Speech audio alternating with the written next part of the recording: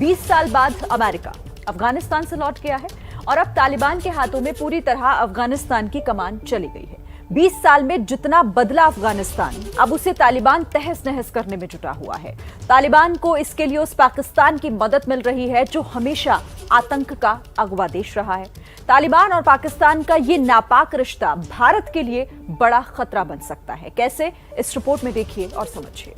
तालिबान लाख कहे, लाख चिल्लाए कि वो बदल गया है, बार बार कहे कि उसका ये अपडेटेड वर्जन पुराने तालिबान से बिल्कुल जुदा है, लेकिन एक बात जो सुलह आने सच है वो ये कि ना तो तालिबान कभी सुधरेगा और ना कभी पाकिस्तान उसे सुधरने देगा। एबीपी न्यूज संवाददाता ओपी तिवारी ने खुफिया सूत्रों से एक्सक्लूसिव जानकारी हासिल की है, जिसमें कई बड़े खुलासे हैं, जिसमें कई ऐसी बातें हैं जिसको लेकर खुफिया एजेंसियां भी एक्टिव हो गई हैं।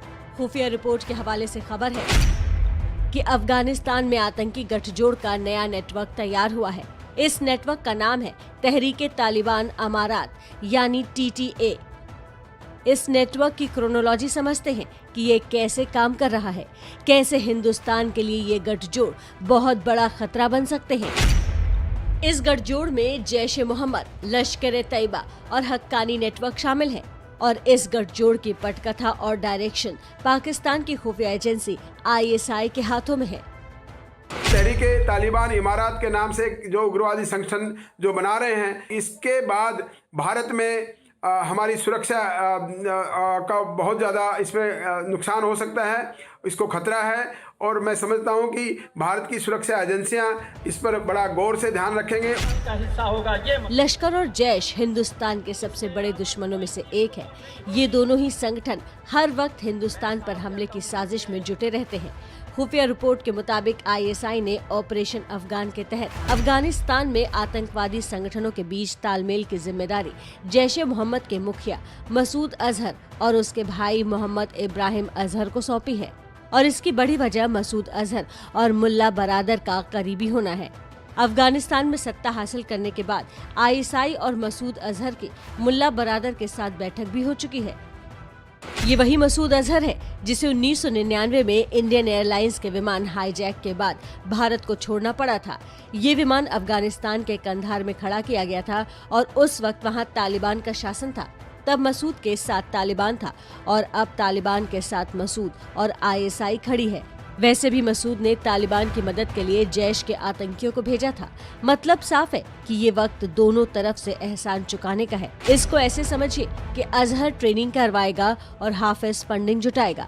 पाकिस्तान तालिबान को ये भरोसा दिलाना चाहता है कि वो पूरी तरह से उसके साथ है। जानकारों के मुताबिक आतंक का ये गठजोड़ भारत के लिए बड़ा खतरा साबित हो सकता है। भारत में मोस्ट वांटेड टेररिस्ट की एक लिस्ट बनी हुई है, उसमें हाफिज मसूद अजहर का नाम सबसे ऊपर है। इन दोनों को ISI का बहुत ज़बरदस्त सपोर्ट है। पहले भी इनकी हिस्ट्री रही है कि बहुत ज़्यादा उग्रवादी एक्टिविटीज़ की हैं और आगे भी इसकी क्षमता को कम नहीं आंकना चाहिए। इतिहास के पन्नों को जब भी पलटेंगे, एक बात 100% सच है कि तालिबान के राज में अफगानिस्तान की जमीन में हमेशा आतंकी संगठन पनपे हैं और आगे भी ऐसा ही होगा। इसी बात का डर है क्योंकि तालिबान एक बार फिर अफगानिस्तान में शासक की भूमिका में है और इसमें उसका सिपहसालार पाकिस्तान है। तालिबान और पाकिस्तान का ये कॉकटेल हिंदुस्तान के लिए एक बड़ा अलर्ट है और इसके लिए वो पहले से ही तैयार है।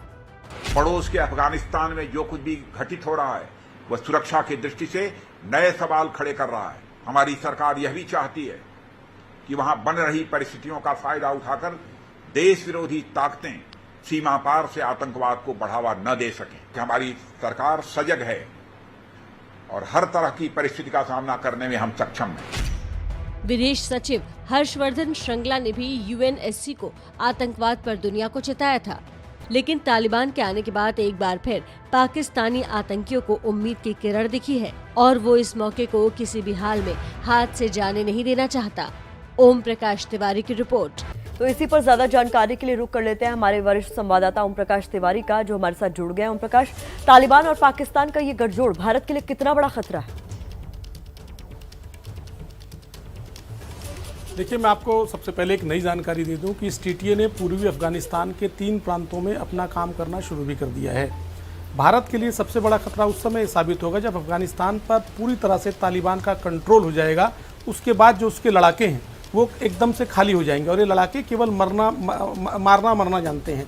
ऐसी स्थिति में इन लोगों का रुख धीरे धीरे पाकिस्तान अपनी षड्यंत्रकारी नीति के तहत कश्मीर की तरफ मुड़ेगा, क्योंकि उन्हें मरने मारने के लिए वहाँ जगह भी मिलेगी और वहाँ पर जैसा कि इनकी एक बहुत बड़ी वहाँ इनको ह्यूरें भी मिलेंगी और वहाँ पर इनको पैसा भी मिलेगा, क्योंकि पैसा पाकिस्तान इनको मुहैया कराएगा।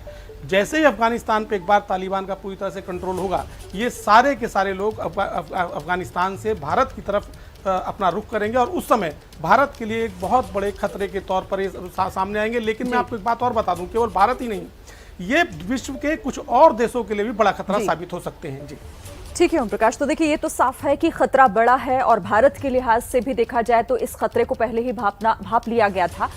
और आसिफ कुरैशी भी हमारे साथ जुड़े हुए हैं। आसिफ, अलकायदा ने तालिबान को बधाई भी दे दी है और इसमें कश्मीर का भी जिक्र किया है, तो क्या जो आशंका जताई जा रही थी वो सच होती दिख रही है? बिल्कुल, देखिए शिरीन, जिस तरीके से पहले से ही ये बोला गया था कि जो विभिन्न मिलिटेंट संगठन कश्मीर में सक्रिय है वो कई सालों से एक साथ काम करने की कोशिश कर रहे थे। हालांकि ये ज़्यादा पैमाने पर नहीं हो रहा था, क्योंकि सभी आतंकी संगठन जो है उनके मुद्दे अलग होते हैं, उनका जो माइंडसेट होता है वो अलग होता है। लेकिन अफगानिस्तान में हुई जीत के बाद जो विभिन्न मिलिटेंट संगठन है वो अफगानिस्तान में एकजुट हो गए हैं और अब देख सकते हैं कि जहाँ एक तरफ लश्कर जैश जैसे ऐसे मिलिटेंट संगठन है जो सिर्फ कश्मीर में सक्रिय हैं, अब अलकायदा भी इसमें कूद गया है। अलकायदा ने ना सिर्फ जो सिबकतुल्लाह है अमीरुल मोमिनीन जिनको अफगानिस्तान में बोला उनको बधाई दी, बल्कि साथ साथ सोमालिया, यमन, फ़लस्तीन और कश्मीर को जोड़कर इनकी आज़ादी की भी मांग की है। उन्होंने कहा है कि बाकी सभी जो मुजाहिदीन हैं वो एकजुट होकर इनकी आज़ादी के लिए भी काम करें। यानी कहीं ना कहीं जो अंतर्राष्ट्रीय मिलिटेंट संगठन है, जो इस्लामिक मिलिटेंट संगठन है, उनके लिए कश्मीर भी एक पॉइंट बन गया है, जो रैलिंग पॉइंट और इसी बात की आशंका जाहिर भी की गई थी। बहुत शुक्रिया आसिफ कुरैशी आपका भी और ओम प्रकाश तिवारी आपका भी।